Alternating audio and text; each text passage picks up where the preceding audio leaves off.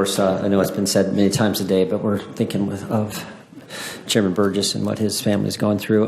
Madam Chair, our federal district courts are facing extraordinary challenges. Millions of Americans face unacceptable delays at federal courthouses because of large caseloads for judges in certain judicial districts throughout the country.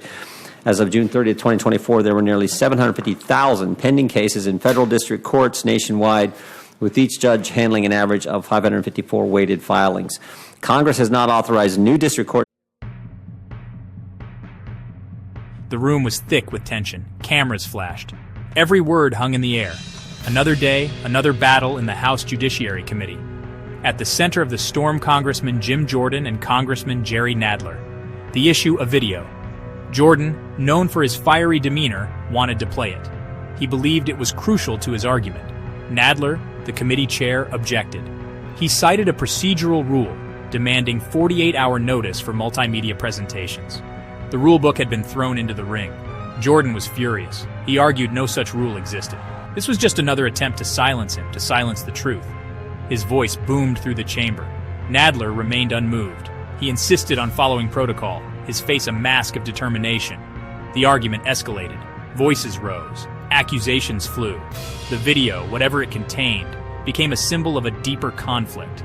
This was about more than just rules. This was about power, control, and the very soul of the American political system. This clash between Nadler and Jordan transcended the immediate issue at hand. It reflected a broader breakdown of civility and decorum in the House Judiciary Committee. Partisanship had poisoned the well, turning procedural matters into blood sport.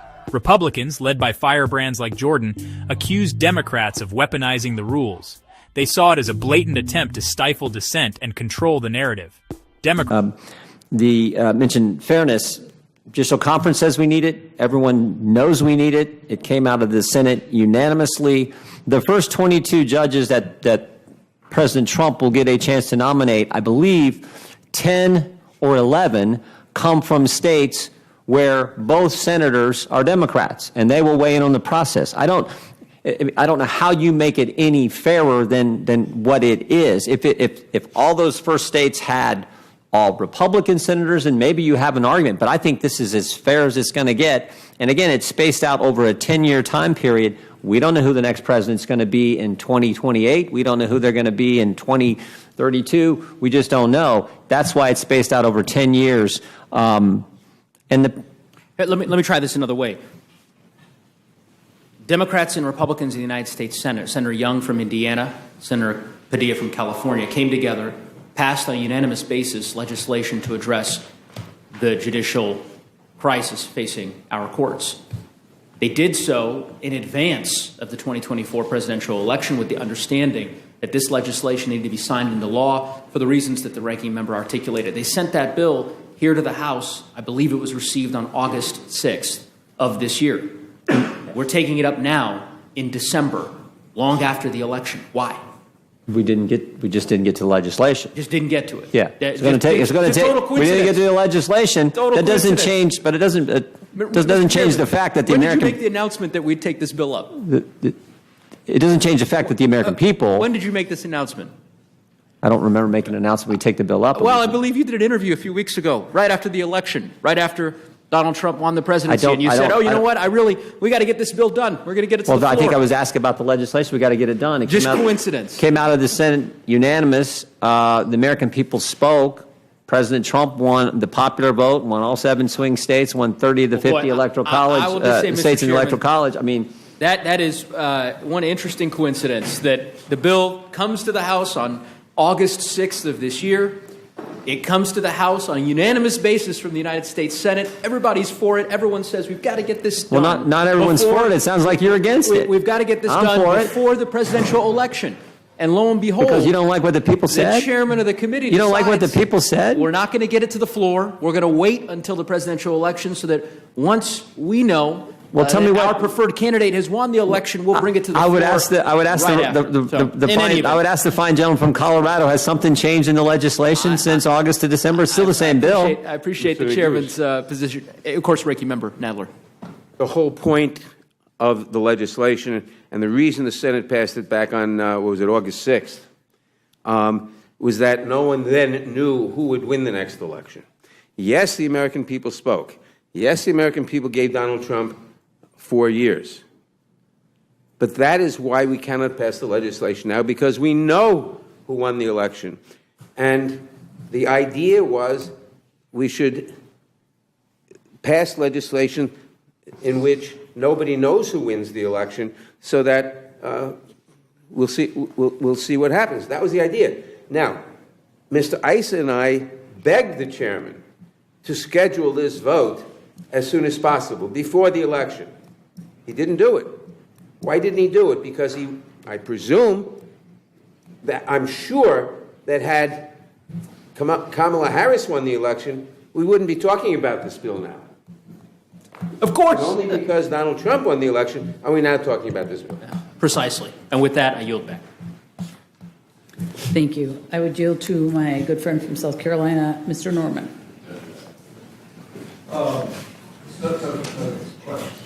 Thank you.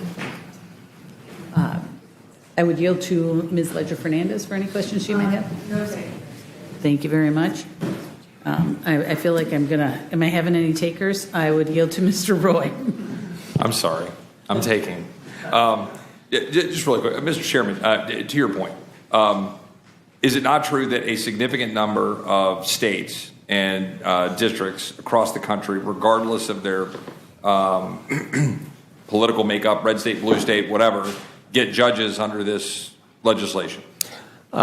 Yes, and I would. Yes, that's definitely the case. Right. In other words, in the conversations and the debates between Democrats and Republicans on something that is inherently political, despite the fact we pretend that the judiciary is not political, as evidenced by this exact situation that my colleagues on the other side of the aisle don't want to put forward more judges now that they know President Trump has been elected for 4 years. So the non-political judiciary is clearly inherently political. So the question here is, there was a debate and legislation was put forward, general agreement to put it forward, and it was designed to create new judgeships throughout the country. And I frankly don't have it. It's 60-something judges. Is 66. That what it is? 66 judges. And I don't know, to be honest with you, how that's parsed out. I couldn't tell you whether, I know Texas gets some. Yep. And I know there's other states, but I don't know whether there's any, for example, the gentleman from Colorado and the gentleman lady from New Mexico. I don't know how they're parsed out. My point is, and it could be tilted one way or the other. California gets 7, Okay. and again, two Democrats. And I actually had Republicans come up to be concerned that they actually wanted to look to amend the legislation because they were concerned about all the states where both senators are Democrat. And we all know how this process works. Democrat senators weigh in with the administration when they're determining who are going to be federal judges in those respective states. So, I think suffice it to say, and the ranking member said that that's why this bill should not pass, is we now know the result of the election.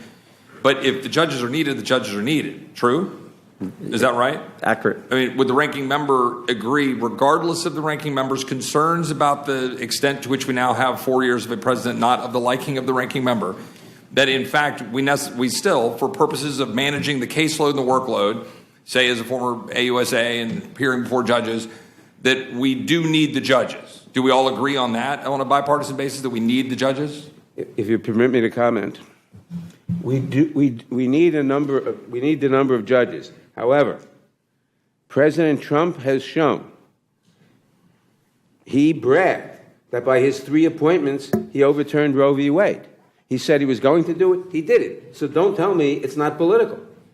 Now, you may think overturning Roe v. Wade is a good idea or a bad idea, but it was certainly a political idea. He promised to do it. He appointed 3 judges whom he knew would do it. Accused Democrats of weaponizing the rules. They saw it as a blatant attempt to stifle dissent and control the narrative. Democrats, with Nadler at the helm, countered with accusations of their own. They argued Republicans were more interested in scoring political points than engaging in good faith debate.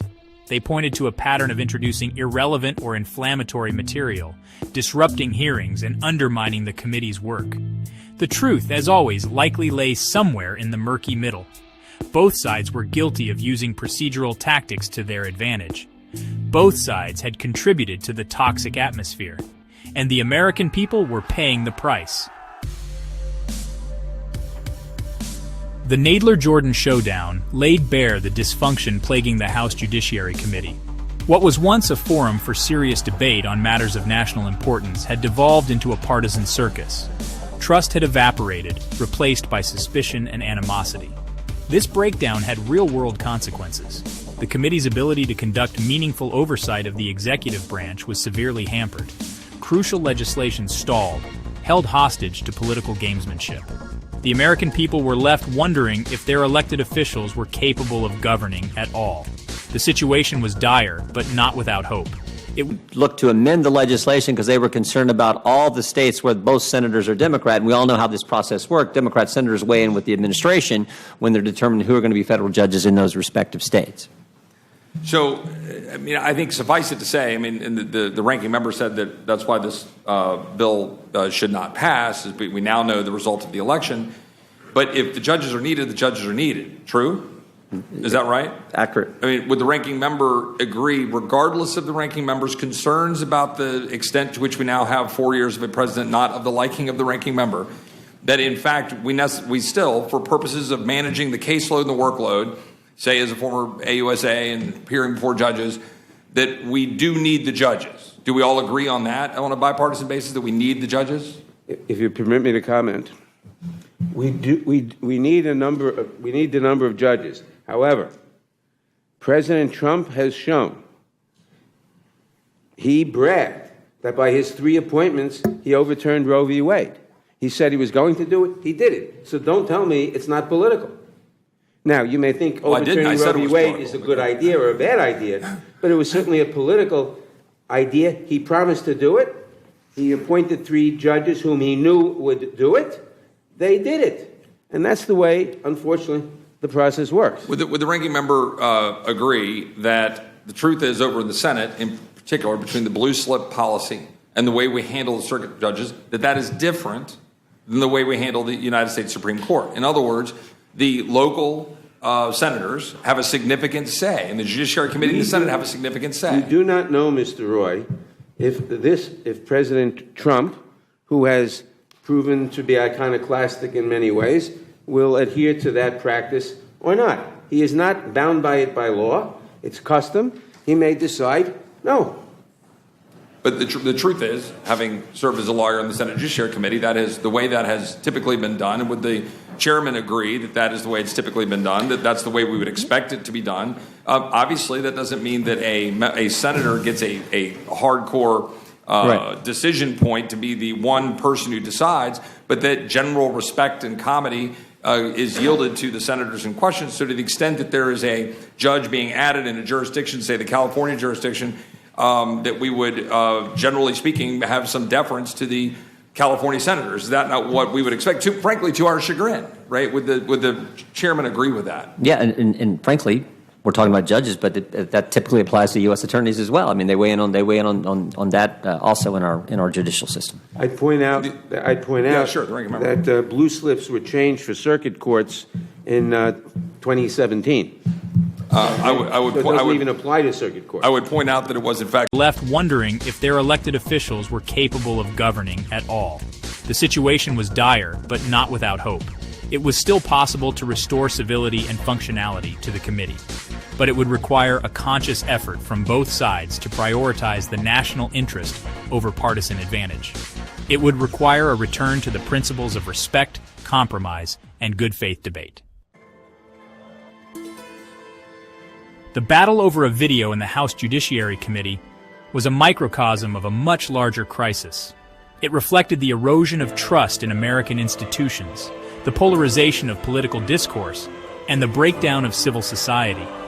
It was a stark reminder that democracy is fragile, and its survival depends on our collective commitment to uphold its principles. The path forward was clear, but not easy. It required a rejection of the politics of division and demonization. It demanded a return to civil discourse, where disagreement was not met with hatred and contempt. It necessitated a recommitment to the values of truth, justice, and the common good. The future of American democracy hung in the balance. The choice was ours. Continue down the path of dysfunction and division, or choose a different way, a better way, a way that honored the sacrifices of those who came before us and secured a brighter